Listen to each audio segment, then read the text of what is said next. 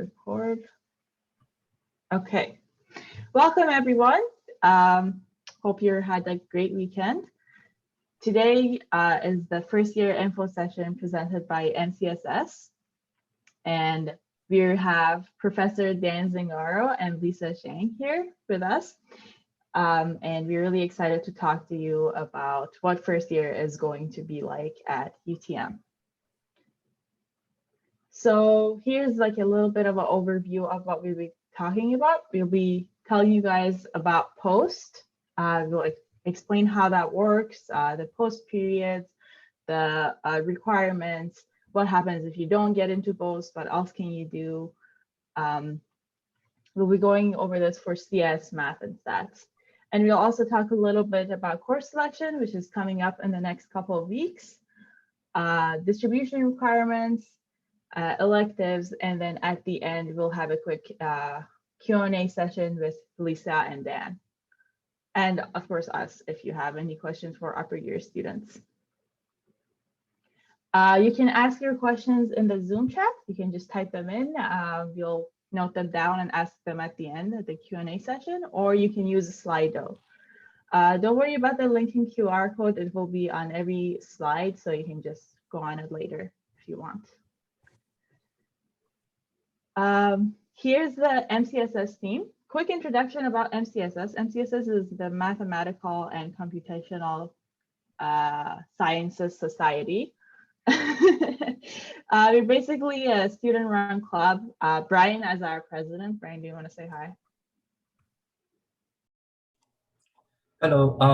Just to add on to that, by club we mean academic society in a sense that yeah, so it's kind of like a bit more than a club, but we're like super casual and stuff. We have me. I'm the VP of External Affairs. We have Akira. Akira, do you want to say hi? Hi, I'm the weird one in the top left corner. We have Nina. I don't think she's here yet, but she's our treasurer. And we have Ethan. Ethan, do you want to say hi? Hello. That's a very professional photo of me. It feels strange seeing it before noon. But hey, good to see you guys. Excited for today. That's so funny. I really wanted you to show up with a blanket to the Zoom meeting, but that didn't happen. You guys all sleep in until like 1 or something? Maybe. Honestly, I've just stopped going to lectures and stuff because of online. So I can just sleep whenever.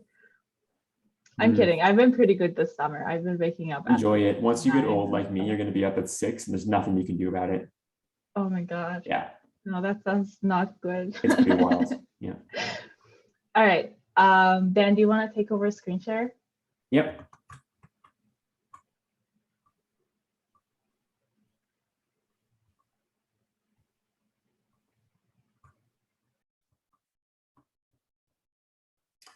Okay, so I'm Dan. I'll take over here for a little. So I'm the CS faculty advisor, which means, what the heck does it mean anymore? Okay, so I do a lot of things like scheduling and hiring, but perhaps the most relevant to you is I work with students on their degree plans. So if anybody has any questions about which courses to take or progression through their program, they can talk to me. The very nice and charitable MCSS people have written on this slide that I'm very cool, which I don't know if that's true, but I'll definitely try my best. Someone who is cooler than me is Lisa, who's also here, and she's a CS professor here as well. Lisa and I are the two people with the responsibility of post entry every year. So we'll talk to you more about what that means, but it's us two who do the administration involved in all of the post decisions that get made. So if it goes well, you can thank us, and if it goes poorly, then you can blame the university. Okay, so like Miriam said, feel free to post questions in Zoom or on this link, and we'll get to your questions during the Q&A time. But before then, we're going to just briefly talk about what POST is. So POST, it's a cool word, but it actually stands for something. It stands for Program of Study. They couldn't have made it POS because that stands for something else. So what is this? So this is just a group of courses within a specific discipline. So for example, within CS, we have our CS post, we have a math post, and we have a stats post. And they each have requirements that the department sets.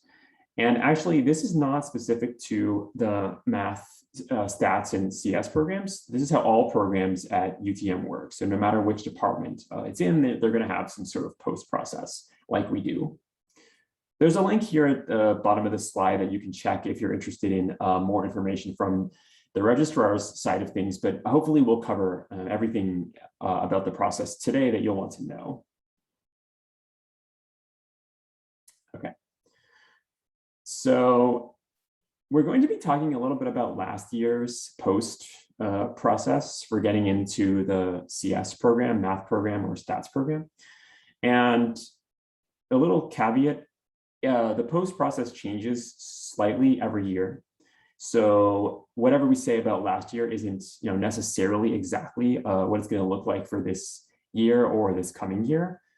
But this should give you a good idea of what to expect. And then we'll publish the official process sometime in March or April of this coming year. Okay. So one thing that is definitely going to be similar to last year and other previous years are the deadlines. So how it works is we have in CS specifically, I'll let Miriam and the MCSS team talk later about the other programs, but we have 2 rounds of post admission. So we have round 1 and round 2. Round 1 is in the spring, so at the beginning of May typically, and then round 2 is like the beginning of September. And the reason we do this is because we offer courses in the summer as well. So if you don't get into the program you wanted to get into, then you have another opportunity to take courses over the summer. And then we have our second round of entry in August or September, and then you can apply then as well. So it's like, if you just miss the cutoffs, it's not like you have to wait a whole year. You can try again. You can take the necessary courses over the summer and then do it again in the second enrollment round, in round 2. Okay. So again, we're going to be using information from previous years. And like I said before, these will change slightly every year. But again, this will be a good indication of what you can expect. So in CS, we have a major, we have a specialist, and then we also have an information security specialist. And so all 3 of these programs have post requirements. So currently, the requirements for all 3 of these programs, the 2 specialists and the major, are the same. This has historically been the case, and I don't expect this to change. I'm strongly against a hierarchy among these programs. So, some students think that a specialist is better, like, oh, I'm a specialist, right? And I really don't think so. I think it just depends on what your goals are. A specialist could be better or a major could be better. And so I hesitate very much to have different requirements for these programs because, that would, of course, imply some sort of hierarchy now. And so I want to avoid doing that. I mean, if we're forced to, for whatever reason, I'll do what I have to do. But for the foreseeable future, we're going to try to keep these all the same. Okay, so what are these requirements I keep talking about? So the first one is passing a calculus course. So you get a couple options here. One popular one is to take Math 135 and 136. That will do it.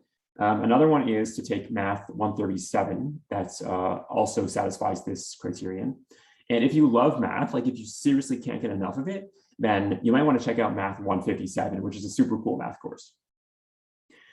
Then we also have a writing requirement, which is passing a course called ISP 100. It's a new course that's being offered for the second time this coming year. And it's not specific to CS or math or stats. It's a general writing course that's offered UTM wide. So it's new, and we're looking forward to getting that into our programs starting now. So starting with you folks. Then we have a minimum grade in CSC 148, which is the second CS program you would take if you want to get into the CS post. Last year, actually even in May 2021, the minimum grade required for CSC 148 was 80%. And this is one of those things that I mentioned earlier that this could conceivably increase. I don't know if it will, but this is one of those things that that could increase. We also have minimum grade requirement in a course called Math 102, which is a proofs course. And so again, 73% ended up being the cutoff last time. And we've published the guarantees for August 2021. And so for August, we said that if you have 80% in Math 102, then you're guaranteed to be in, right? So we may accept students with less than 80%, like we did in May. As I've written here, it was 73%. But in August, we've guaranteed that it won't be more than 80%. That's something that we do sometimes before you apply for the post. We tell you what the guaranteed entry is. So we'll say something like, look, if you get X in this course, then you're good to go. It's guaranteed to be in. And then if you're lower than that, then it just depends on exactly what we make the requirements each year. Okay. And then there's also a CGPA requirement, so cumulative GPA, which means all the courses you've taken at UTM. And last year was 3.0. Yeah. Now there's also a CS minor, which it doesn't have any requirements for admission, but there is sort of a kind of implicit requirement, which is that you need to get at least 60% in in CSC 148. And the reason is because if you don't, then you won't be able to continue taking most of the CS courses, like CSC 207, for example, which is our software design course. And without that, you're going to be blocked from taking many other courses. So I think sort of a soft requirement there is you get at least 60% in 148. Then you're good to go with the CS minor. I guess one clarification point I want to make here is that you don't apply to post out of high school. So you take at least 4.0 credits, which is like 8 half courses, like 4 courses in the fall, 4 in the winter, or 5 and 5, which a lot of students do. And then you apply for the post. And like I've said again and again, our precise requirements for the post are going to be set in April next year, so April 2022. Okay. So we're going to talk about a few more points in the next couple of slides, just quickly. So we'll talk about what to do once you've gotten in to the program. We'll talk about what to do if you don't get into the program. Then we'll talk about some alternatives to the CS post I want to talk about, and also other majors that you want to consider with your CS post. So one thing you can do is you can do 2 majors and 1 minor, for example. And so you may wonder, well, what else can I pair with CS? If you do a CS specialist, then you're not going to have another major. But if you do a CS major, then you may want to pair it with something else. So we'll talk about these few things over the next few slides. And again, if you have any questions about this, feel free to throw it in the chat or the website, and then we'll talk about those during the Q&A period. Okay, so if you applied for a post and you meet the requirements for the post and you accept the post, you don't have to accept it. You can apply to multiple posts and then take the one that you want. If that happens, then you're in the program. And then you start taking the required courses for the program. Something else that happens once you get into the post is called deregulated fees. And they suck, but they're necessary. In CS, we have a lot of resources that we purchase. We spend way more money than like anybody else on campus, basically. Like we're building a lab right now, for example, for our new robotics courses, and the lab costs like $1 zillion or something. So we have that. We have a lot of machines to keep updated. We spend like tons of money upgrading our systems and labs, and some of the deregulated fees money goes to increasing the number of TAs that we have in our courses, because we find that it's important for us to have strong TA presence in our courses. So a kind of big percentage of the deregulated fees goes into that. Okay, so don't worry, your fees don't like pay me or whatever, so don't worry about that. Yeah. Okay. So these fees are flat every year if you're enrolled in enough courses to be considered full-time. So if you're 4.0 credits or above, then you get these fees. If you're below, then you get charged per course fee. Okay. And the fees can really pile up on you if you don't get into the program early on, because then you get charged back fee for the years that you weren't paying the fees. So it's kind of interesting sometimes, because some students will take like 3 or 4 years to get into the post, and then they get in and they're like, well, damn, now I have to pay like 20,000 or something like that. And they think twice about it. They're like, oh, you know what? I mean, maybe I'm okay. Maybe I just do a CS minor, and employers may not necessarily care. We can talk about that too if you want in the Q&A period. But yeah, so you can't like avoid these fees by waiting till the last second, like 11:59 p.m. or something, and then and then enrolling. They're cumulative, and like I said, these fees are very important for us. I to keep the CS department running. We have like one of the top CS departments in the world, right? And it doesn't come cheap.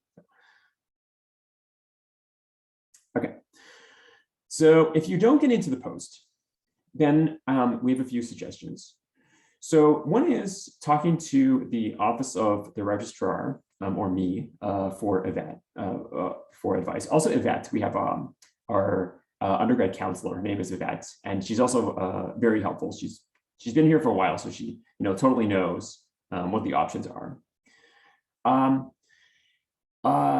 And it's possible that you can retake courses and try to meet the requirements that way. But it's also important for me to mention that I want you all to have a backup plan if you don't get into the post after your first year. The thing is, like I said before, requirements tend to go up, year by year. CS is huge from now, right? We have so many students who want to study it, and our professor capacity is, only so limited. So it's typical historically that the requirements keep going up. So if you think about it that way, you don't want to be spending like, several years chasing these increasing requirements because of bad, first or bad 2 years of study. So we really want you to make sure you have a plan. What's happened a few times, and this doesn't feel good to me or the students, is they spend 4 years here, and then they look around and they're like, well, crap, now what am I supposed to do, right? Like, I'm not in my post, Dan, can you let me in? I say no, because I can't, and then it's just sort of, well, okay, now what do I do, right? So don't let that happen, right? And the MCSS people will certainly back me up on this, I think. It's not the end of the world if you don't get into your, post, right? Especially CS right now. Like, CS is so flippin' big right now. And employers don't really care if you have a major or a specialist or a minor. If, for example, if you pair a CS minor with like a math major or a stats major, I mean, you're killing it, right? Like, there's all this machine learning stuff going on, big data right now. Like, not getting into the CS post, I don't think is something that you should worry too much about. I mean, I want you to get in, of course. If that's your goal, that's your goal. But there are options, if you don't, and they're good options. I have students come up to me and say, oh, like, should I do a specialist or a major? Are employers, going to be more impressed by a specialist? And I'm like, no, first of all, they're not going to know what a specialist is. It's like a CS term that's specific to U of T. And second of all, they just want you to be good, right? Like, what you did in university, yeah, sure, it's cool, right? But I mean, what they want is someone who knows how to just get work done, right? They're in the business of making money, okay? So it's what that's more important than, the specific thing that shows up on your transcript. So like I've been alluding to, there are alternative majors. We'll talk about that. you can, if you're close, you can consider retaking courses, things like that. There's also something called second attempt for credit, or SAC, which if you have a bad grade in a course, you can use second attempt for credit to be able to retake the course a second time. Okay, so check that out. And then the other option, like I said before, is you can apply again in the summer. Okay, but again, there can be new post requirements for round 2 compared to round 1, right? So round 1 doesn't indicate, is not a guarantee of what's going to happen in round 2. Okay. Okay. Oh, right. And if you don't get into the post you want, you can always enroll in a type 1 post, which is a program that has no entry requirements, right? So just do that, right? Like just pick something, even though it may not be your ultimate goal, just pick something, and that way you can get into the courses that you want to keep taking, as you may consider trying again to get into the post. Okay. Okay. Yeah, so I want to throw a few UTM programs out here that we think pair well with CS and could be potential alternatives as well. So one of them is called CCIT, which stands for, oh gosh, like something information technology. Yeah, the IT part. Communication, culture, information technology. Oh, thank you. Yeah. Okay. That's why I'm not the only one here. So super cool program. They actually have programming courses as part of CCIT. They have web design courses. It's like I think a very nice complement to CS, or alternative to CS, if this is of more interest to you. So certainly check that program out. Like I said before, stats paired with CS, or math paired with CS, especially these days, is I think a very powerful combination. And then if you're interested in science, you can also check out our science courses like physics, earth science, biology, and so on. There's a growing GIS program, which I know what that one stands for. It stands for Geographical Information Systems. And we actually have joint hires between CS and GIS these days. So the departments work closely together, and there's certainly a computing focus behind GIS if you're interested in that sort of thing. Linguistics is another example. So again, we have joint hires, joint courses between CS and linguistics. And programming is a sought after skill in linguistics, especially with computational linguistics, for example. And then we also have a business program at UTM, which may be of interest to those of you who are interested in maybe starting your own tech business, those sorts of things. There are other options that we've listed here at the bottom of the slides, other programs, other schools, things like that, but I'm not going to talk about that. We have you here for now. So. Okay, I'm going to turn it over now to MCSS folks to talk about the math post.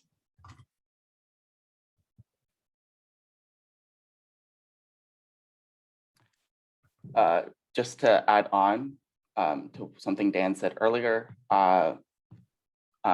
it's not the end if you don't make post. I actually didn't make post in my first year. I retook both 108 and 148, which I guess makes me look really stupid, but it worked out because I've also taken, I wasn't off track because I still took my requirements like 209, 258 and 263 and all of those. So it's not the end of the world. Things can still get back on track. Anyways, I'm gonna talk about math post. Unlike CS, it's not as competitive. There's no minimum grades that change fluctuating year per year. So all you need to do is kind of fulfill these minimum grades. So you need to get a 60% in Math 102 or proofs course, get a specific minimum grade in calculus. And then yearly we change our CGPA requirement, but it's never too high. It's usually kind of around 2.4, 2.7 or something like that. And just like the CS minor, the math minor doesn't require anything for admission, but you do need 102 in calculus to move on as prerequisite requirements for all the courses in second year for stuff like Math 232, multivariable calculus, or Math 202, which is Introduction to Discrete Math.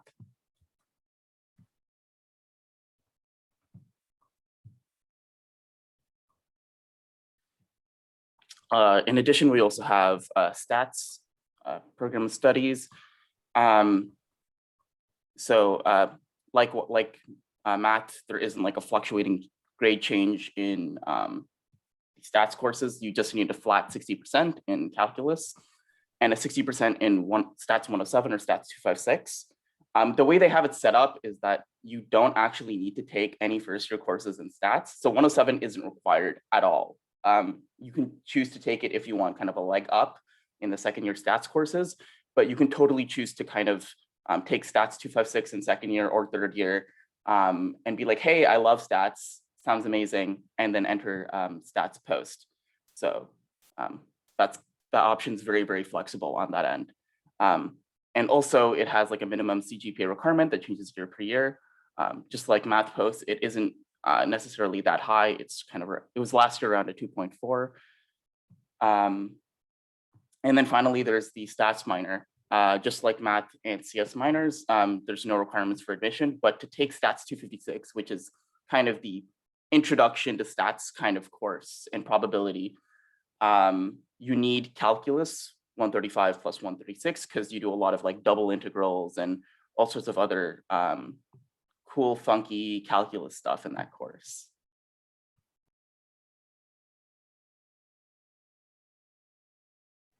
All right.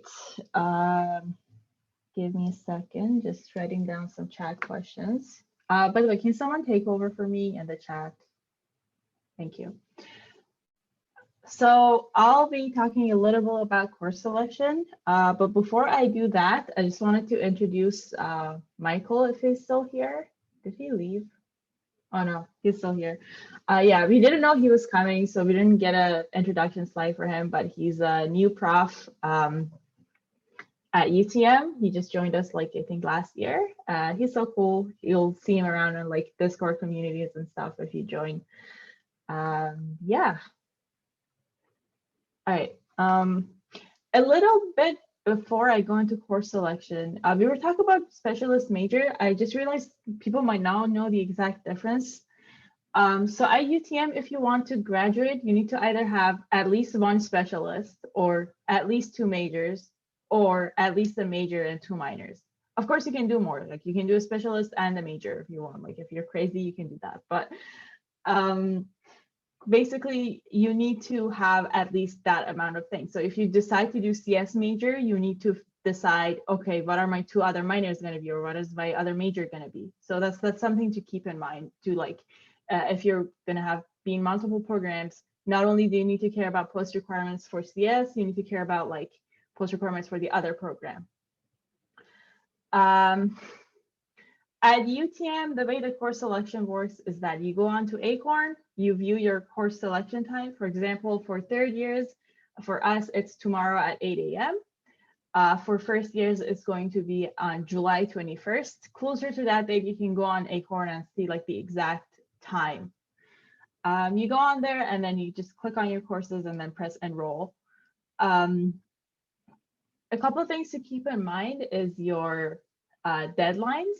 So the deadline to enroll, deadline to make the minimum payment to actually be registered as a UTM student, deadline to drop courses. So you can't drop courses at any time. You could have like there's certain dates for that. And if you do it after those dates, well, you can't. That grade like will be on your transcript. And there's also like some refunds. Like if you drop the course really late, you won't get any money back. But if you do it early on, you could get all of your money back. It depends. Just check the important dates website. And in terms of like which courses to enroll in, you obviously need to enroll in your post requirements. And it's going to be the case like if you're just doing a specialist or if you're doing 2 majors that are really close together, such as math and CS, you'll have space for electives. But if you're doing something like bio and CS, you're probably not going to have any space for that because I think bio also has like a lot of requirements. So it really depends. And yeah, so also one last thing. if you want to be able to make posts, you need to have at least 4.0 credits in first year. 4.0 credits means around like 4 courses in each semester. Usually people do 5 in each semester to be able to graduate in 4 years, but you can always do summer courses and stuff to catch up. But in terms of making posts, you need at least 4.0. So in terms of distribution requirements and the electives, distribution requirements are a degree requirement. No matter which program you're in, you need to satisfy these. And the requirements are 1.0 credits in science, 1.0 credits in social science, and 1.0 credits in humanities. Good thing about MCS courses is that you won't have to worry about science anymore. All of them are science courses, and so that will like automatically be satisfied by, for example, calculus. In social science, there's a couple options. Someone asked about ISP 100 before. ISP 100 actually doesn't have any designation. It won't fall under science, social science, or humanities. So like, don't mistake that for like, oh, I've satisfied my humanities or social science credit. You can always, to make sure, you can always go on the UTM timetable, type the course number, and then you will be able to see right beside the name, oh, like this is like a social science credit. So popular choices for social science is like economics, CCT courses, anthropology, social science studies, writing courses, poli-sci courses, geography courses, blah, blah, blah, blah. People like say this course is easy, this course is hard, and like you'll hear the term bird a lot, like this course is bird. But in my opinion, the course that's like easiest is the one you actually enjoy studying. So for example, I heard a lot of people say like economics is pretty easy, but I took it and it was like suffering. It was not easy at all for me, just because I didn't enjoy it. And for humanities, you have cinema studies, you can study classical mythology, linguistics, philosophy courses, English courses, any language courses. Like you can take French and satisfy this requirement if you want. So yeah, that's pretty much it. One thing to be careful about is some courses, you probably won't have to worry about this in first year, but in second year, especially if you don't make posts, a lot of courses are locked under priority or restricted access. You can view this in the timetable as well. If there's a priority for the course that you want to take, for example, your second year want to take a first year course, usually those are locked under priority enrollment. It means the day that you're supposed to enroll in courses, you won't be able to. You'll be able to enroll it in like a couple of weeks later. And for restricted courses, you won't be able to enroll in them at all. I mentioned this because someone mentioned taking engineering courses. Those are only offered at UTSG, which is not UTM. And usually you'll be able to enroll in UTSG or UTSC courses really, really late. And on top of that, some of them, a lot of them are locked under priority or restricted access, especially Eng courses. I think a lot of them are like just completely restricted. So always check their timetable before you like get set on, decide that you were gonna take certain course and then you realize, oh, I won't be able to. Yeah. And now we can go into the Q&A session. I think there's an influx of questions in chat, and I also noted a couple down, so we can go through them.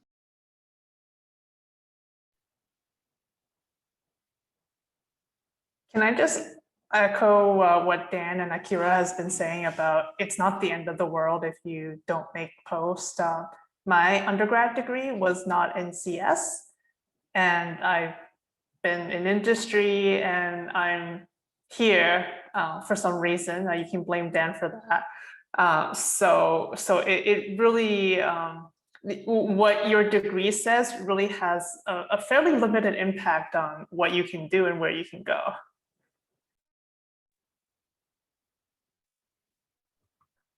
So I see questions. How do we want to do this? Should we just read off questions, or Miriam, do you want to select the questions? Yeah, so I noted down like 3 or 4 from earlier. We can go through those, and then the rest we can just go in order.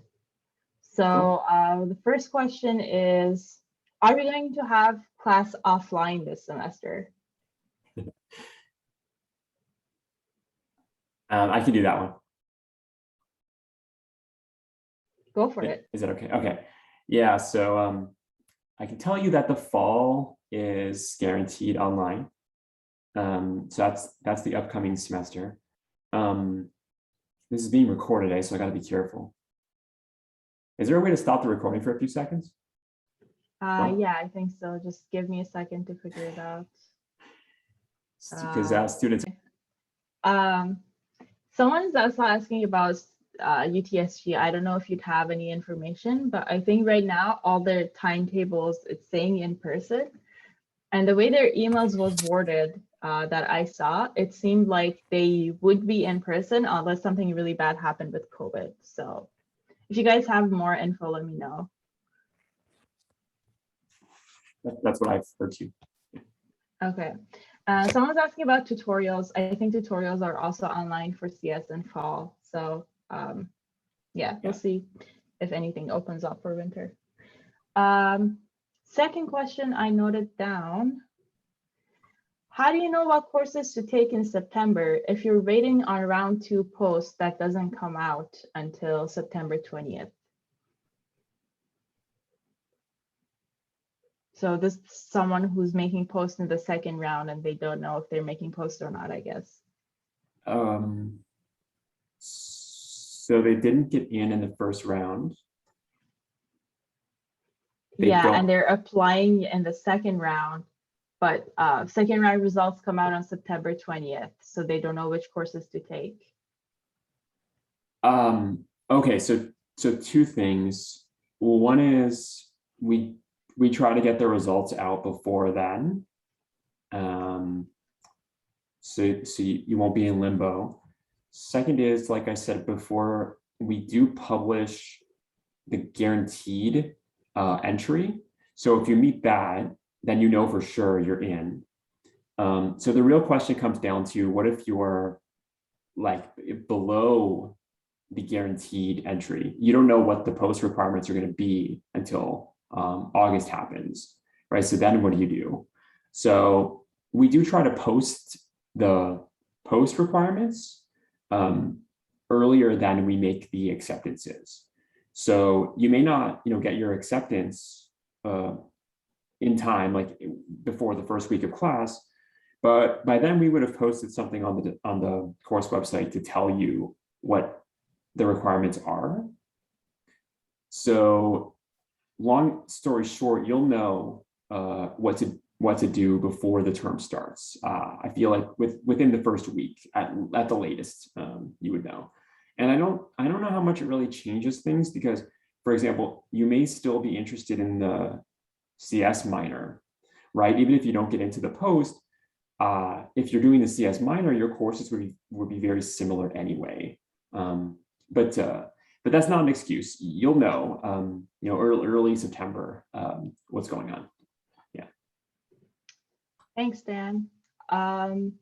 Just before to go to the rest of the questions, the chat is getting really, really busy. So if you guys want your question to be like really noticed, you should put it on Slido. It's this link at the top that I have.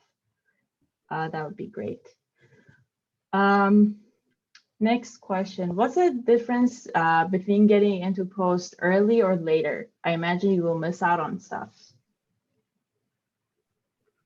Any MCSS person want to grab that one? Akira, do you want to talk about that? It's a good question. Sorry, can you repeat the question again? I was responding to chat. Yeah, basically they're asking what's the difference between getting into post early or later? Would you miss out on stuff, or what's it like? I think the biggest challenge of getting into post in second year is the increased workload. In first year, you only have courses like 108, 148, 102, and they're very introductory, right? So they're not like heavy, I guess, in any way, shape, or form compared to like the second year courses, which kind of assume some sort of maturity in those topics. So, and also second year courses, there are just more of them. There's 2, 5, 6, like there's a stats course, there's software design, there's data structures, there's introduction to theory of computation. I can go on and on. There's like about 6, I think, in total. And all of them are known to be like quite heavy and tough as courses, like at least on the level of 148, 102 difficulty, if not more individually. So I think the biggest challenge in terms of making second year post versus first year post, and the difference is making sure you stay on track with those courses and still get your required CGPA and grades. It's very difficult to do so compared to first year where you have like a much lighter workload. In terms of missing out, the CS degree at UTM is very flexible. So strictly speaking, it's meant to be done in 3 years. So if you make posts in second year, you still have enough time to do your courses in third year and fourth year. But if you want to kind of stay on the same toes as your peers and potentially leave fourth year to do some crazy courses like grad or research opportunity programs or so on and so forth, keeping on track with the kind of required second year workload is very difficult. Yeah, I just want to point out, you can 100%. definitely, I just want to say, you can definitely make it up. Akira made post a semester after me and is now ahead of me in terms of the CS requirements, so. Yeah, 100%. One thing to add on to that is like, UTM doesn't have any priority enrollment for second year CS courses. So even if you don't make a post, even if you're not even doing a CS degree at all, you can do all the second year CS courses the same way. So that's nothing to worry about. And in terms of third year courses, if you're like a minor or a haven't made post, you're allowed to take like up to 3 third year courses. So even if you don't make post, even if you don't intend to do a CS degree at all, you can actually get a lot out of the CS courses at UTM. So that's something to keep in mind. There's another question. Can you talk a little bit about bioinformatics and computational biology major / specialist at UTM? Yeah, I can. I have to tell you though, it's more like a biology program. We have very, very few students in that program.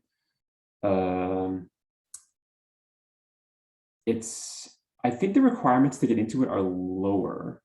Do you know, Lisa? Do you remember? Yeah, the GPA requirement was lower. Yeah. And again, it's like more of a biology program. So we have so few students that I have almost nothing else that I can say. Lisa, do you have any comments about this?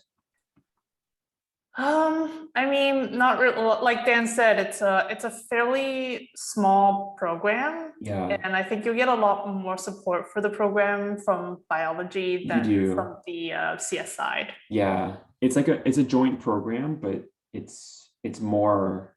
I mean, you can look at the requirements too. Like it's more on the biology side. Yeah, we should probably publicize that program more or do something because yeah, we have so few students that sometimes we even wonder, okay, like is this is this something we should be offering? But yeah, for now it's still there. So yeah, by small, Dan, correct me if I'm wrong, we mean like less than 10 students per year. Yeah. Yes. Oh, wow. I didn't know it was that little. I remember last time I thought like 16 people or something made it in. But yeah, I mean, to be fair, math specialist, I think there's like 20 people and that's across 4 years of students. So I don't know. Yeah.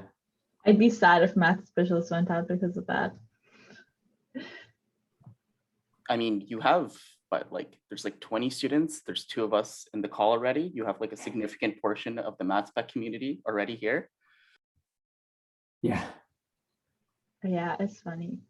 Okay, first question. I'm moving on to Slido. If we missed anything in chat, feel free to like either repost in chat or put it on Slido. Slido is much easier because it won't get lost between the answers. Mm-hmm. Okay, so it's asking what are the tuition prices for first year? I'll actually take this one. So if you're a domestic student, courses are going to cost around $610. So if you're taking the normal workload, which is 10 courses, that's around $6K. Plus you get some incidentals, make that like, I don't know, $500, $600 of incidental fees. And that's around $7,000 for tuition. If you're an international student, courses cost around $5,500, I believe. And so if you're taking 10 courses, that's around $55,000. You have to pay for insurance, you have to pay for incidental fees. So that's like $2,000 more on top of that. So something around 57K. I remember when you go into second year, you'll be, if you're in a deregulated program or CS spec major, you will be back charged for any credits after 4.0 credits. So if you took 5.0 credits, for the last 1.0, you're going to be back charged. And the tuition for deregulated is 1.2K per course for domestic, 6K for international students. Hope that answers the question. Another question is asking, what's the difference between 135, 136, and 137? Does anyone want to take this one? Because I can take it again. Okay, sure. So 135, 136 is going to be a lot more similar to what calculus you learn in high school. Obviously, it's still going to be way harder. You're still going to cover a lot more topics at a lot faster pace than what you're used to in high school, but the gist of it is the same. Like it's you're going to do, like, you're going to be given some calculations to do, and you're going to do them.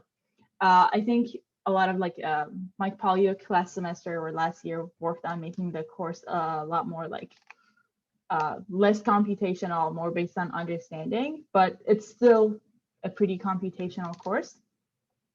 Math 137 is more proof-based. It basically tries to prove any concept in calculus that you've seen. For example, you've intuitively learned what a limit is in calculus, but in 137, you get like a concrete, rigorous definition for it, and you actually do stuff with that. You still do computations though. So that's that. Not to scare you, but I had a lot of friends in 137. I actually made like all my friends in that class, and then they dropped in the second semester.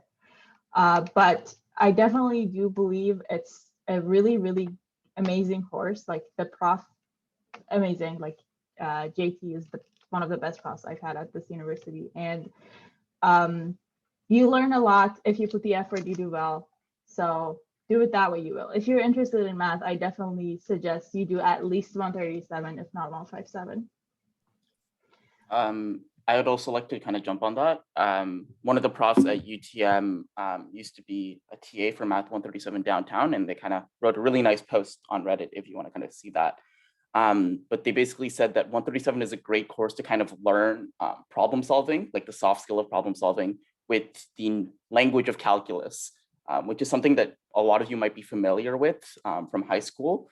But it teaches like this kind of way of problem solving through proofs is a recurring topic throughout your CS degree through like courses in like CSE 236 or CSE 263, or even courses like CSE 209, which are like low level courses. I think I'm just tossing out course codes. I don't think anyone knows those just yet. But in general, if you are willing to kind of step up to the plate a little bit in terms of the difficulty, because it's definitely new content, and new content is always harder for people.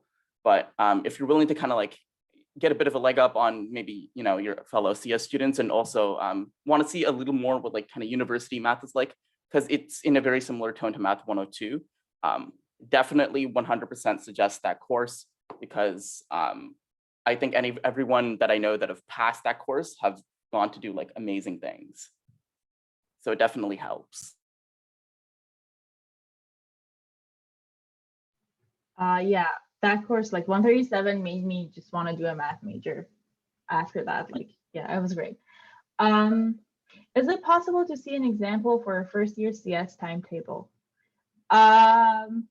Not at the moment, but if you join our Discord, I'll be happy to like send you what my timetable looks like, or talk about what courses people usually take in there. Can someone throw the Discord link in chat?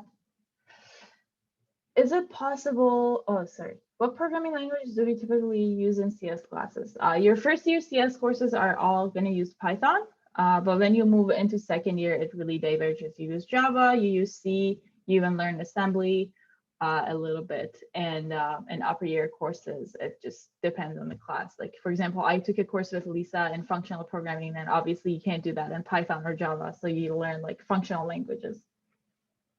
But yeah, first year Python. What should we be doing during the summer to prepare for first year?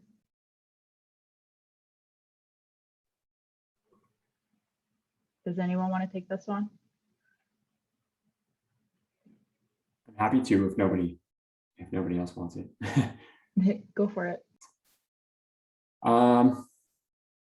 Nothing. I mean, you got 4 kind of stressful, years coming up. Learning online is not easy. I think it's like a challenging mental health time. So, like if you're tired from finishing grade 12, just, I don't know, do whatever you want. Now, if you really do want to do something, I mean, I suppose it couldn't hurt if you feel healthy and you're ready to work. You could check out some material in advance for the courses you'll be taking, like for CSC 108, for example. One thing you can do is you can try to find old websites of the course online. And it wouldn't matter to me if you found them from our campus or the downtown campus or the Scarborough campus, whatever resources you find online, you can check it out. And you can start looking at material and stuff like that, learning a little Python on your own if you wanted to. Something else you could do, and I think this is potentially more valuable, is just learn something that you want to learn yourself, right? Like learn, I don't know, whatever, like some game engine or graphics library or something, because you're going to learn the stuff that we teach you in the courses that you take. And one thing that can set students apart is if they do things that are not the same as what other students are doing. So for example, students will take a course with me, and the course will have like, I don't know, 800 students or something. And then somebody will say, oh, Dan, can I post my assignment on GitHub? And I'll be like, well, sure, I guess so, but it's not too impressive. Like it's a course project. First of all, I wrote half the code for you because starter code and stuff. And second of all, like a lot of other students from the past few years would have done the same projects. And it's a course assignment. Like, it's like, it might seem cool. We do some cool stuff in our courses. And, it's a compliment whenever students ask me if they could post it, but it's not the same. It doesn't show the same initiative or, ability to learn on your own. So if you had an interest in, working on something, that could be something you do this summer, right? Like start your, GitHub repository, start a project on there, learn some other language or some other technology that you're not going to learn at UTM. And yeah, that's my answer. Can I add a few more things to that? Mm-hmm.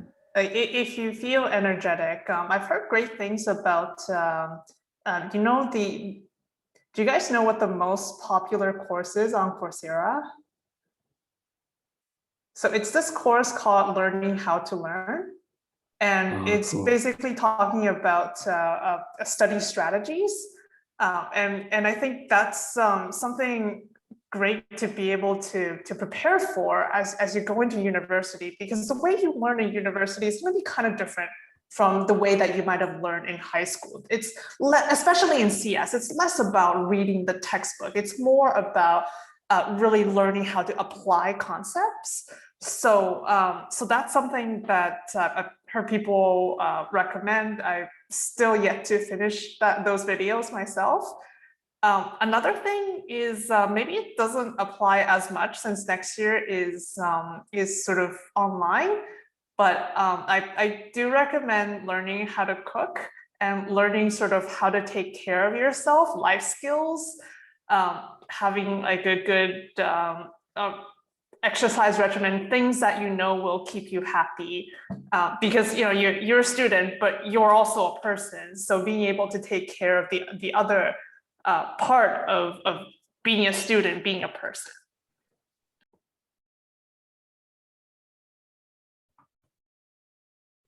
Yeah, 100% agree with that. Okay, answer that. Brian, can you mark the questions that we've answered as complete on the Slido? Because I don't have admin access. I'm just, Yep, sounds good. So while Brian does that, I saw some questions about a course called CSE 290. That's a course that we used to have on communication skills. We do not have that course anymore. So ISP 100 is the course that you should be taking. If you see CSE 290, just ignore it. And if you have no idea what I'm talking about, pretend I didn't say anything. thanks, Lisa. How many students applied for CS posts this year for round one, and what was the acceptance rate? I will throw that to Dan or Lisa because they know better, but just keep in mind this year was a special year because last year we suddenly went into COVID. One of the important CS courses, CSE 148, had some really messed up stuff with its exam. People couldn't take it properly, had to take it this year. We had to give them some sort of like guarantee that they would get in because they couldn't take the exam last year, blah, blah, blah. It was messed up. So don't rely on the stats from this year too much. Otherwise, Dan, do you want to take this? I was going to ask Lisa to take this one. Oh yeah, I can take it, but you're not gonna like my answer. My answer is I don't really think that that number means anything. I think acceptance, I think it was around 50%, but that doesn't mean anything, right? Because we post the requirements, or at least the minimum requirements. So people who know that they don't meet the requirements, they just don't apply. So really looking at the requirements is more meaningful than the acceptance rate, if that makes sense.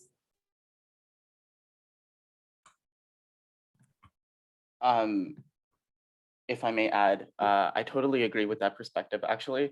A lot of people in first year, I remember, were saying like, yeah, only 25% of us are gonna make it. But we're not really competing against each other. That's a mindset that doesn't really help you, because just if you're putting someone else down, that's not going to help you at all. It's more productive to work together, to be a community, and focus on kind of your own marks and stuff in first year. Kind of a related question. If it's guaranteed if you meet the requirements, why do people get rejected?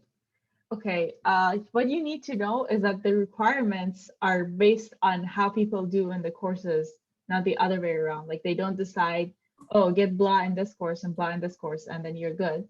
No, they see how people do and then they decide.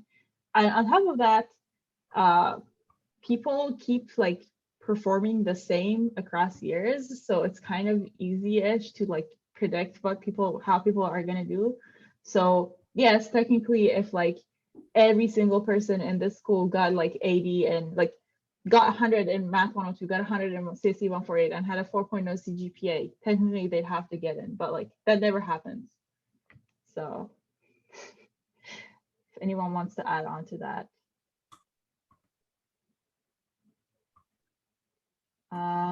Do you have any laptop recommendations for CS? I saw someone in first year coding on their iPad. So I don't think you need anything special for CS. It's a tough question, eh? Some students ask me and I have trouble answering because there's so many factors like budget, what else do they want to do with it? I can promise you that you're not doing anything in first year or second year that you couldn't do on like whatever the heck you have in your house, you know. That does change. Like some of the courses Lisa teaches, you know, like the machine learning courses. Do you want to jump in there, Lisa? Do people use their own computers for that even? Oh, we have other options. Like we have like web options. Google has cloud options. But I can tell you my perspective, which by the way is not everybody else's perspective. Personally, I find that Windows machines are it's a lot easier to install new CS software on Linux machines or Macs, but then you get into the budget issues. So this isn't really like a laptop recommendation, but an OS recommendation. Not everybody agrees, but just another data point. Yeah, yeah, it's important. Some of us do use Windows, like me, for example, and I think I'm legit enough. So, but Lisa's right. A lot of stuff is annoying, and I do have like the Linux subsystem installed because, like Lisa said, not everything's available for Windows. But I don't really think this will have much of an impact. I will say though that if you can use this to trick your parents into buying you some sort of like Ferrari computer, you should definitely do it. Yeah. That's so funny. Okay, I'm just gonna tackle a couple of questions real quick. Extracurricular opportunities for CS students. In first year, I was in a bunch of clubs. There's like a gaming, board games club, anime club, math club. I was a FSG leader, which is basically like helping students study courses and stuff, but you're not really teaching them, you're just like guiding them through problem solving. You can volunteer at different stuff, campus events if you feel like. There's gonna obviously be less because it's online, but you can still like talk to the Center for Student Engagement, I think, and they have a bunch of opportunities if you want. In terms of especially CS related extracurricular opportunities, I think there's the hexagon clubs, which are like CS clubs, or as Brian likes to call, we're an academic society, but you get the idea, just like student run stuff. MCSS is one. There's like BISC, which is like Women in Science and Computing. There's Robotics Club. What are the other ones? Developer Student Club. We're all like in close contact with each other. So if you like join our Discord server and ask, everyone can like show you around. So yeah, they have a bunch of stuff going on if you're interested. Like you can join their projects and work on CS stuff. In terms of later years, you can become a TA. Not really an extracurricular opportunity. It's just like if you're doing well in your courses and you would like to teach other people, that's something to do, and you also make money. There's research opportunity programs, there's project courses, there's lots of things you can do. I just recommend like in first year having like a good friend group to study with, to like make friends, and also like go to professors' office hours and network with them. Just like opportunities come to you when you know more people. Is it possible to transfer campuses for CS? Yes, I highly discourage it because there's no point. As a UTM student, you can take UTSG courses, you can take UTSC courses. There's going to be like some issues with like wait lists and stuff, but honestly, I've never had a problem. You can always do that.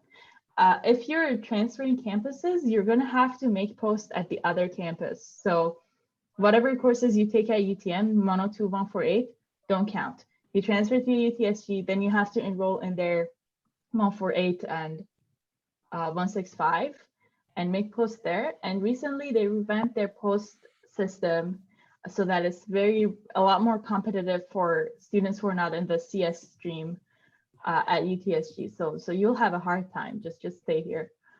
I don't know. If you guys can talk more about transferring. So Miriam kind of stole my thunder there, but I tried to do that in first year. I ended up deciding against it just because like the post requirements were much higher at UTSG for courses. And I also had to take like CSC 240, which is much harder than the normal requirements. And it overall just didn't go well. But the way they set it up for this year, which is even harder than the year that I applied, which was hard in and of itself, you might be looking at like I know the year I applied, people were looking around 82, 85 averages between their post courses. But basically you kind of get the leftovers as a transfer student. You get whatever slots that weren't taken by their guaranteed post. So that could be anywhere from looking to like a 90% to maybe a 95. Like it's not guaranteed, it's totally up in the air. Whereas, like Miriam said, you can totally take courses there. And UTM MCSS, I just want to make this kind of known, but we don't really go above the whole 80% in 102, 148, at least as of yet. And I doubt that we'll be kind of going above that in the future. Maybe Lisa and Dan can talk about that, but I don't think it's a good idea just because it's harder to do it at the other campus. And again, you can take all your courses downtown and no one would notice. Yeah, I can appreciate what you're saying. I don't know what's going to happen with the course grades. So yeah, we can talk here, and you know, but it's too dangerous for me or Lisa to say. It depends on just way too many factors that are beyond our control. So yeah, we have to leave it at that.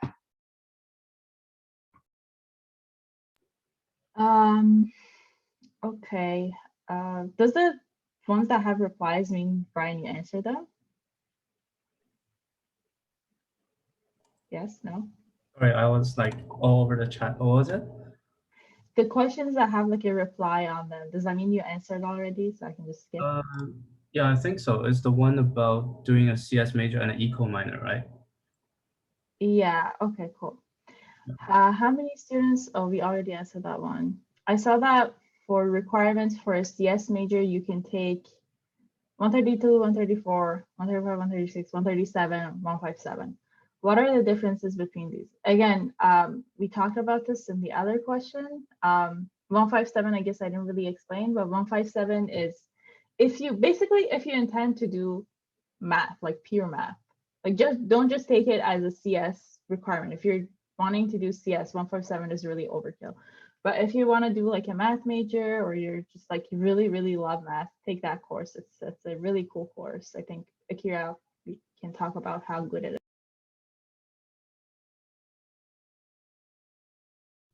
So I took 157. Funny story, actually. I didn't know about requirements, like enrollment. Like, so you guys are already ahead of me, by the way. I didn't know about enrolling or anything until like mid-August, around like August 18th, 19th. I think someone like messaged me like, hey, what courses are you taking? And I'm like, we have to take courses. So I kind of quickly logged on to Acorn, realized that there are wait lists on literally every course possible, and was just like, except for like a couple courses like 108 and 148, which just have like 1,000 slots. Actually, no, 148 still had wait lists. Anyways, I waitlisted on like all the courses that I saw were requirements, and the calculus course that had the shortest wait list was 157, so that's why I took it. Luckily, the wait lists go away like within 2 weeks, so I was still safe, still got in my courses before courses actually started.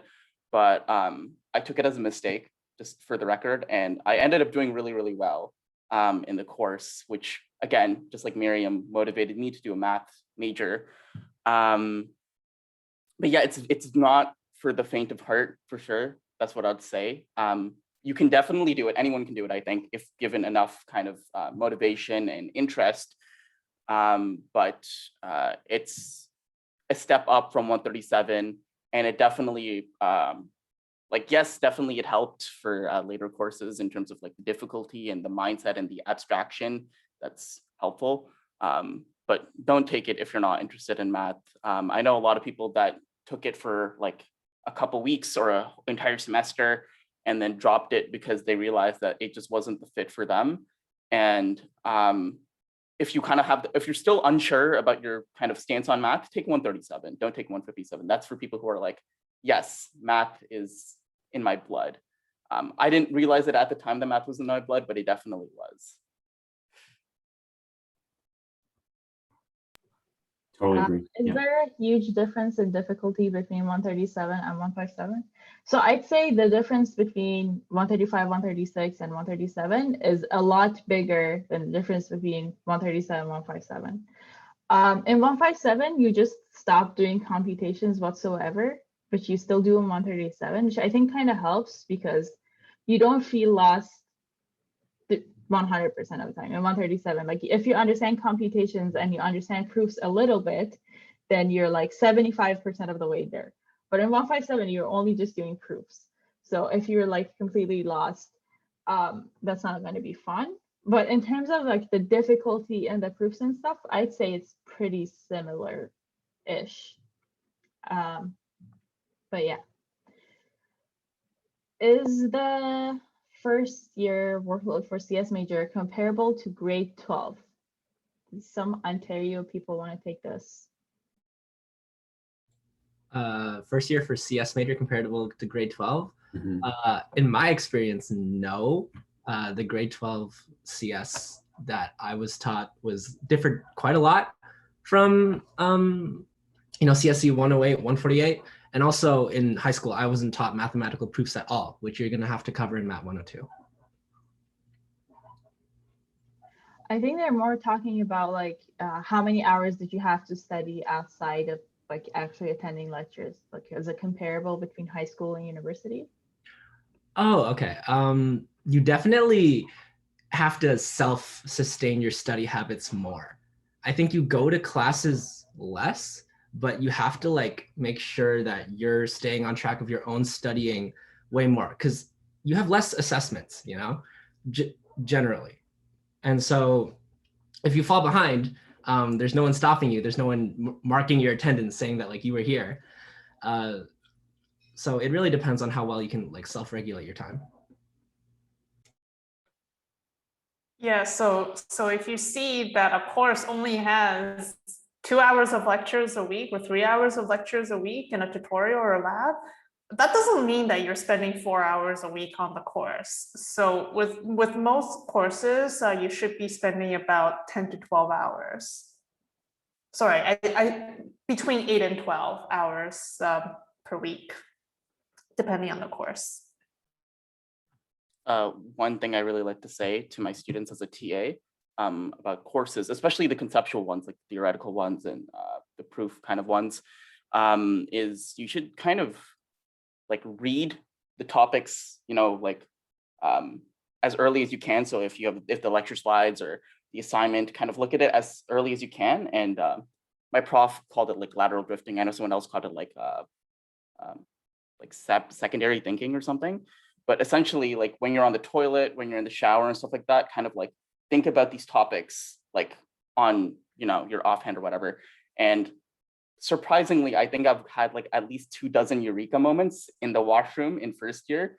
And honestly, they're amazing. They're a lot of fun, but it also lets you productively spend your time in spaces where you would otherwise do nothing.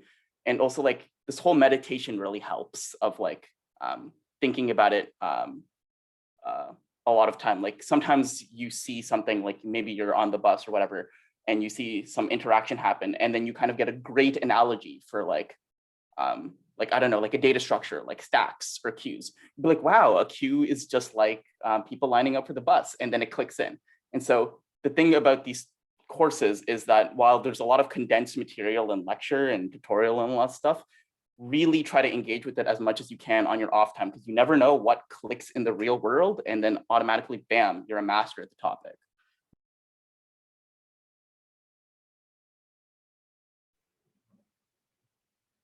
Okay, I kind of want to take some of these other questions. Are there any courses you can take instead of ISP 100? Nope. Kind of dumb question, but should you be a big techie person going to CS UTM? You're definitely going to see a lot of big techie people flexing their projects and like flexing their knowledge and stuff like that. But I wouldn't worry. They teach everything from scratch. You can definitely catch up. And as you go into later years, those people are going to realize that like a lot of the stuff that they did on their own is not really comparable to the stuff that they do in university, which is like learning theory stuff, going like into the nitty-gritty details. So like I'd say by second year, you're all like equalized. So yeah, don't get intimidated by people who are like flexing their knowledge. How many posts can you apply to? Infinite. How difficult is it for students outside of CS Math Stats program to get to the courses they want, such as CSE 148? Winter courses generally not a problem. If you waitlist early on, you're definitely going to get in by winter. How do office hours work with online classes? Same thing lectures work. You just go on Zoom. to the prof's office hours. If it's like a private question, they take you into a breakout room, blah, blah, blah, blah. If I do 5 credits in the first year, does that mean I'll be charged at the regulated cost for the first year? Not for your entire first year, just for the 2 credits. So the thing you need to understand in regulated cost is there's a regulated cost and a flat fee. Flat fee starts applying in second year, but the deregulated cost is like the difference between the per course amount of the regulated and the regulated. So that amount for like domestic students is around $1,200. For international students, around like a couple $100. So that amount you're going to get charged for 2 courses, the difference. Is the environment very competitive at UTM? I wouldn't say so. I've actually like really made really good friends here. I haven't really met people who'd be like, oh, I'm better than you, I'm gonna do better, whatever. That I've never like seen that happen too badly. Like even the incoming first years, even though they've never met each other, like I see them hang out on Discord servers and stuff, and they're like they're really friendly with each other. I don't think it's that bad. I don't know what UTSG is like though, so take that with a grain of salt. Do you take less courses in year 3 and 4 because of PY, or does your degree just turn into? If you do PY, your degree becomes a 5-year degree. So usually people don't take courses during doing their PY, or just take like 1 or 2 courses because it interferes with their work. But yeah, if you don't know what PY is, basically you at UTM you have the opportunity to study. Sorry, not to work after you finish second year or third year. You can just like work at a company for like 12 to 16 months, and that counts as part of your degree. But yeah, if you do that, it's going to turn into a 5-year degree. Anyone want to talk about PY? I'm not super familiar.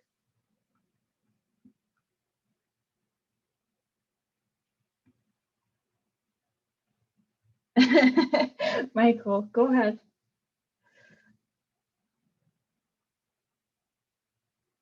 If you want to talk about it. The thing about taking courses in the summer, though, to be mindful of is that there are not very many. This summer in particular, we only have 2. There's CSC 148, CSC 209. That's it. So strong suggestion is to try to plan your academic career around the fact that most of the ones you need will be in fall or the spring, winter only. And summer should basically be probably, for me, it was where I picked up all my electives. Like if you're looking to get into another kind of program, that's where you probably will want to be trying to take all those courses that are not CS ones, either that, or if you really need the CS ones, you may have to end up going to the downtown campus, which does have a wider selection for the summer. Other things that happen in the summer are research opportunity program courses, which are more relevant when you're in your 3rd, 4th year, and potentially independent studies project courses, again, more relevant in your 3rd, 4th year.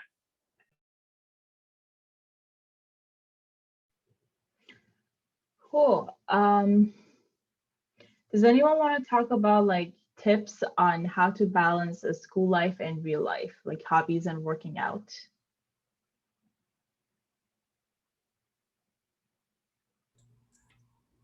Speaking not from experience, but the most successful people I know and the more balanced people I know than me generally plan out all aspects of their life. They say, this is when I'm going to lecture. They plan out their time after lecture. All right, this is when I'm going to study this material. This is when I'm going to study this material. They chunk out time that they're going to spend on like their hobbies and non-work things. Just like, okay, 5 to 7, I'm going to eat dinner.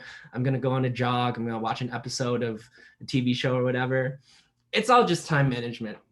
And you figuring out how much work, how much life, like your work-life balance will be different than other people's work-life balances. Also, just finding friends to socialize with and also study with is really nice for that. On the time management topic, half of you are not going to hear what I'm about to say. Don't do everything last minute. That's what destroys your marks and everything. Just don't do things early. It really pays off. Yeah, that's my number 1 tip I give to my 102 students. And it's quite shocking how many people do not start early, despite their professors and TAs telling them that it's a good idea to start early. And they'll understand the concepts better if they start early. But, you know, who am I to say anything? Yeah, and there are psychological tricks that you can use to trick yourself to start early. So for example, when you get an assignment, just start a blank file or write, for math, I guess, you write on the top of a piece of paper, that's the assignment. So it feels like you've already gotten started. So then it's a lot easier to sit down and say, okay, I'm just going to spend 20 minutes, 25 minutes. I'm just going to read the handout. And I'm just going to think about one small part. So breaking down big tasks into littler tasks. There's something else I wanted to say, again, which has to do with study strategy. There are ways that you can study that's going to take up a lot of time and that won't really help you. So avoid doing those things. So for example, rereading the textbook, rereading the slides when you've already been reading the slides for, I don't know, 10, 15 times. So yeah, I guess it's also a bit of experimentation, right? Like figure out what works, what doesn't, and iterate and really reflect on what has been working for you, what hasn't been.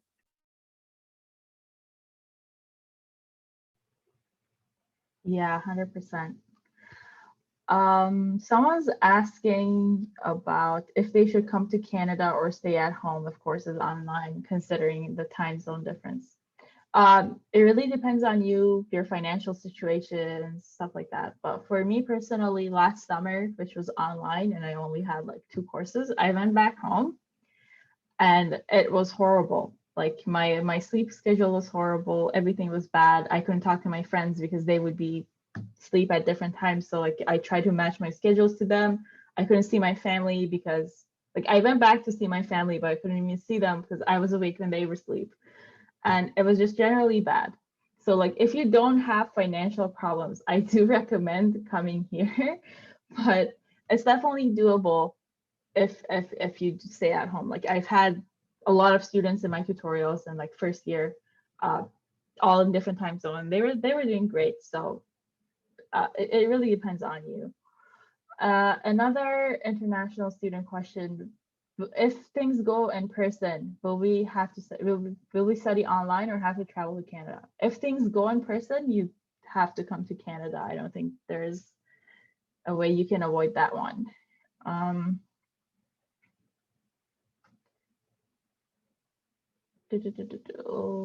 There's a couple questions like how many people are in CS or how many people are in the MCS stream. Does anyone want to take that?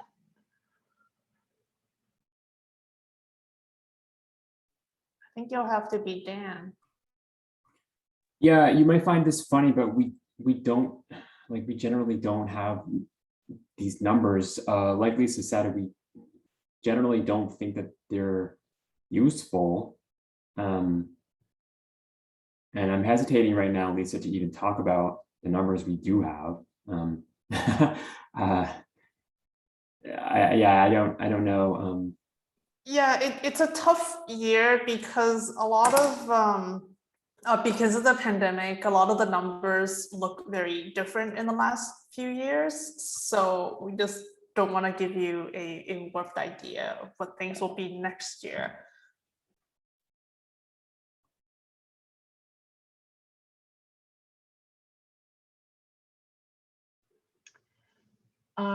Can you talk more about taking other courses in St. George and Scarborough campus?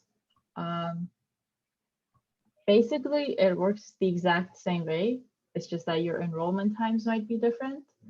And obviously keep in mind whether the courses, like you're actually allowed to take them and if they transfer to UTM. But yeah, it's the same-ish. So there's a question in the chat about whether going to class is enough or whether you should be doing extra online stuff. Maybe this is a good time to also talk about tutors and the academic offense issues that might cause. Yeah, so okay, Dan, if you agree with me talking about this. So you might, this is more of an issue downtown than at UTM, but you might see, tutoring companies, and you don't need to hire a tutor. Some of our students, I guess not a lot of our students do, but some of them we find out that they've had someone else do their work for them, and they get into a lot of trouble. And because they're in trouble, they don't get into post, and they can't get the PUI. So there are long-term consequences for not doing your own work. So just be very careful with tutors.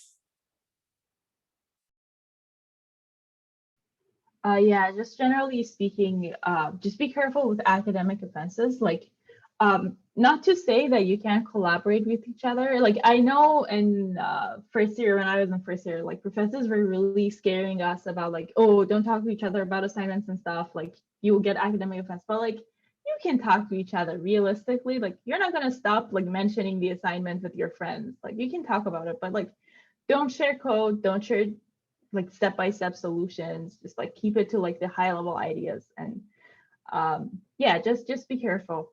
Like I had a friend this year who was doing a group assignment, and basically half of the group committed an academic offense and the other half was not aware of it.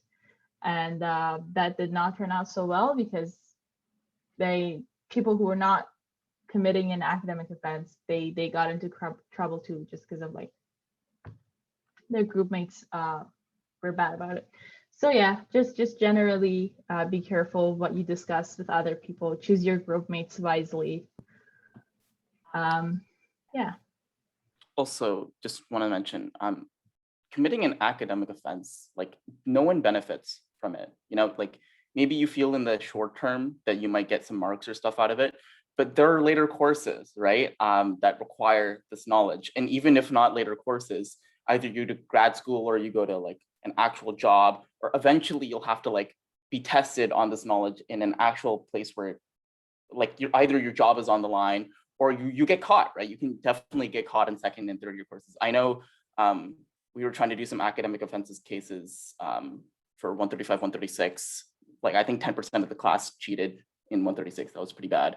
But I know even like second year courses, a lot of people cheat, and then apparently what they say is like, I never got caught, so I just continue doing it. But like you do eventually get caught, even if you don't get caught the first like 4 or 5 times. And again, it doesn't help your knowledge, it doesn't help your understanding. And it's just not a great look in general.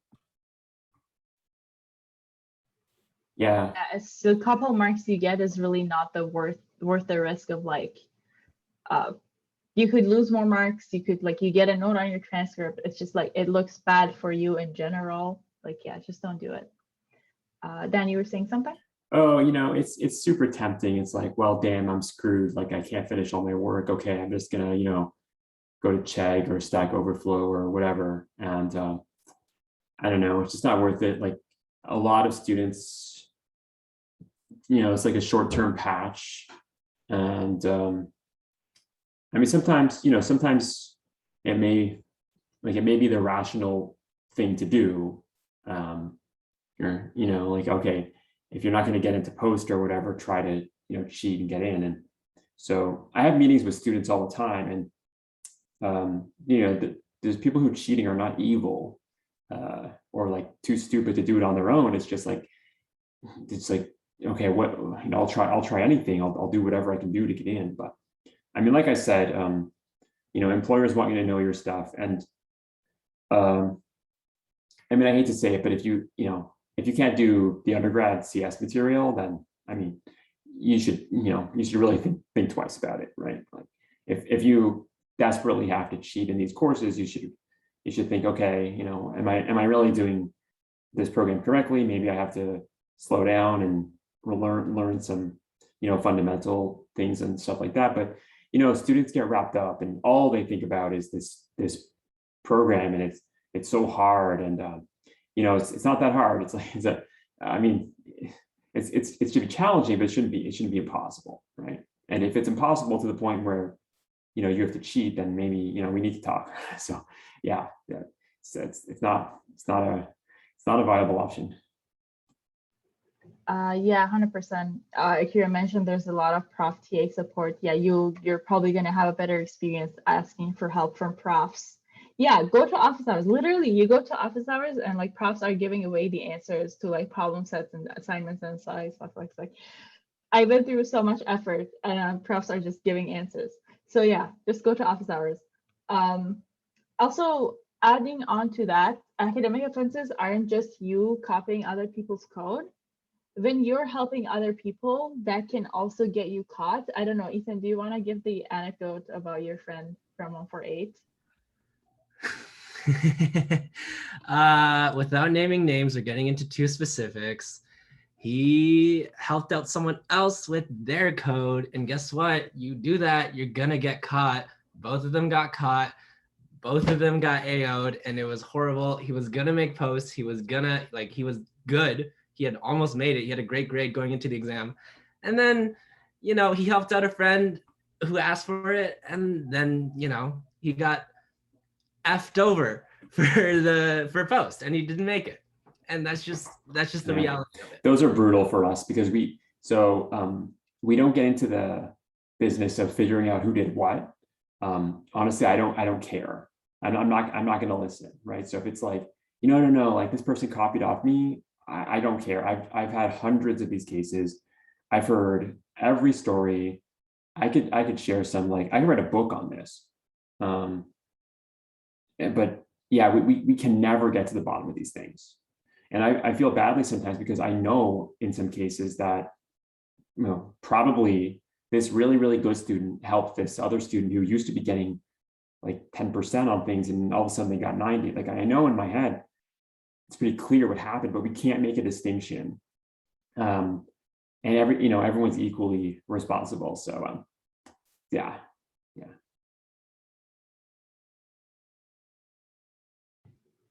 Yeah, just be careful with AOs.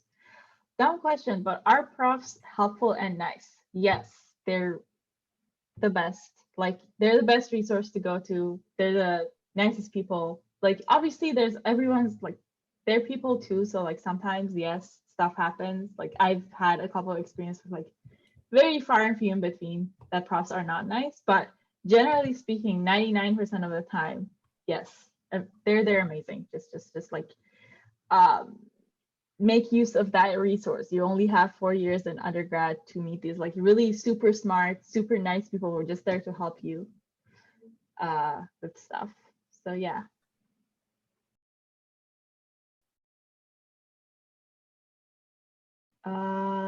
To answer the laptop question,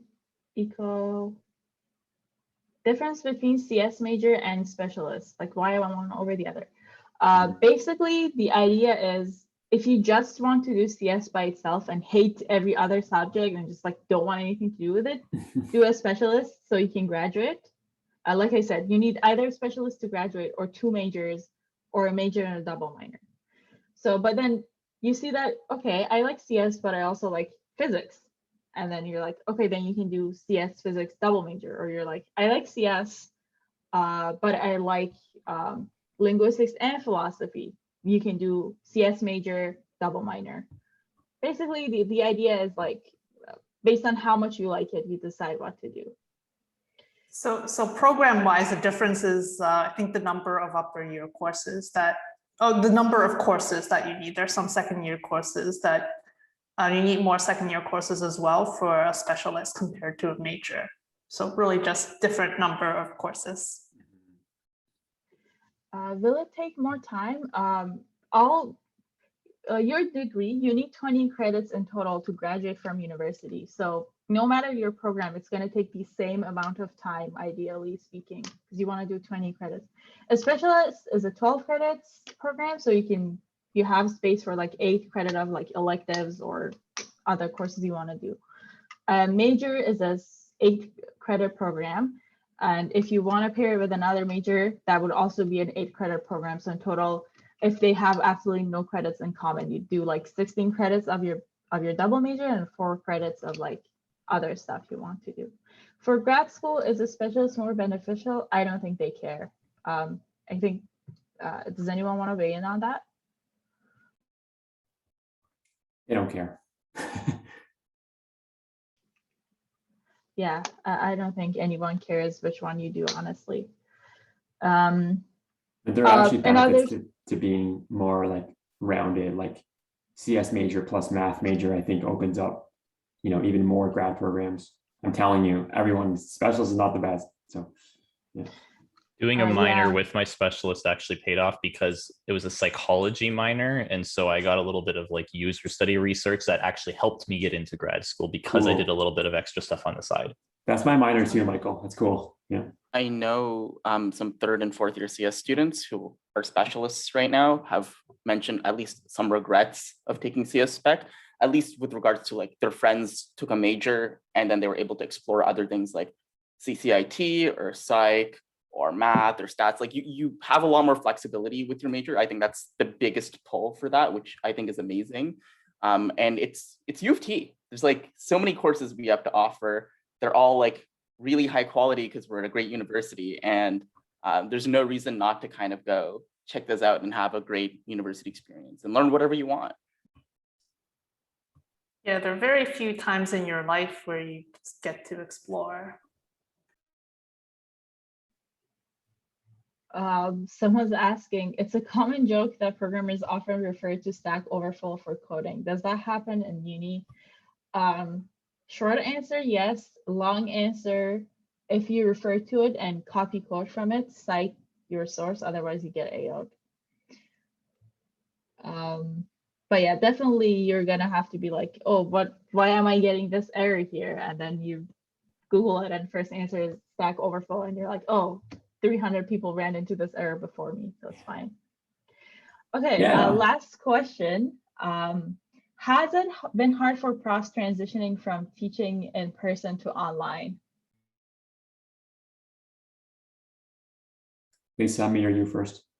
Oh, we should get Michael to answer first. Oh, I'm the worst person to ask that because I basically learned how to teach online. Like Yeah. this is my first year as a full-time like faculty.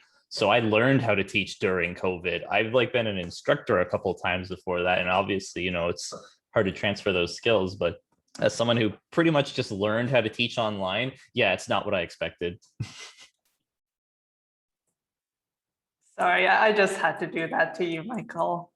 But yeah, it has been challenging for sure. And as it must have been for everyone in this room. And I feel like we've learned a lot from the last couple terms. I think in general, the consensus seems to be that winter term went a lot better than the fall term. Plus also the TAs really stepped up this year. So for the MCSS people who TA, thank you so much. But yeah, we get through it together, right? Dan? Yeah, last summer was very interesting because I mean, none of us really had any idea what we were doing. This summer is like a little more, you know, chill. I don't know, you know, if we have like everything figured out or the best, you know, answers for everything, but at least we know we can do it now. So I think it's a really cool time for you to be coming into university. I mean, I feel bad for the people last year, honestly.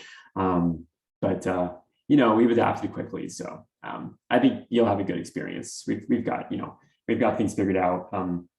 We've got, you know, we're making videos and our TAs have experience already with teaching online and yeah, it's cool. It's cool. So be happy, you know, be happy you missed last year because that was a challenge. And we were just trying to figure things out as we went along, right? Basically. And yeah. And still some people preferred being online because they get all the lecture recordings and can play things back and can just roll out of bed and go to class. Yeah. Yeah, I was gonna say like I've definitely gone to rely on profs posting their notes, profs posting their recordings, and like everything's like available for you asynchronously, which really helps with studying. So I was thinking, if we go back to in person, how am I like going to still like do well and stuff? But yeah, yeah. In terms of online, like I became a TA this year. Obviously, everything was online, even though I was like hoping to TA in-person courses and stuff. And then this year, it's still going to be online, and I'm probably going to graduate, and then I'll be sad because I never got to TA anything in person. There's just something about in person that's like, you get to, yes, commute sucks. Yes, you don't have stuff available to you uploaded easily, but like there's something just about seeing people that's really cool. But yeah, there's you guys can hopefully come back in person for your second year and you'll see what I mean. There were still questions in the Slido, but I think we're gone on for quite a bit of time. So if you guys can just for any course enrollment, finances, registration specific questions, you can go ask the Office of the Registrar. They have this Ask Registrar thing where you can like submit a ticket and they answer your question. For MCS program requirements, Yvette is your go-to if you just have some general questions. She's the undergrad MCS advisor or counselor. Dan is the CS faculty advisor. Alex is the math faculty advisor. He's not here today. He's also super nice, so feel free to just email him. And Luai is the stats faculty advisor if you want to ask any stats question. But if you just like have questions for upper years or questions that we can answer, definitely join our Discord. I sent the link. Yeah, hope to see you guys around. Thank you all for coming. Thanks, everyone. Thank you, Dan and Lisa and Michael for coming today. Yeah, I'm still thanks, sad. Michael. Michael should have told us he was coming. I would have like added a I slide mean, for him and everything. It's fine. I like to surprise people. Yeah, keep things real, right? Thanks, everyone. Bye. Join us on Discord. Join us on Discord. Join us on Discord. Join us on Discord. Join us on Discord. Join us on Discord. Join us on Discord and come hang out. We got to be partner, right? Yeah, that's the goal. That's the Great dream. marketing, Ethan. Thank you. That's what I'm here for. That's what they don't pay me for. Have a good one. Bye. Bye.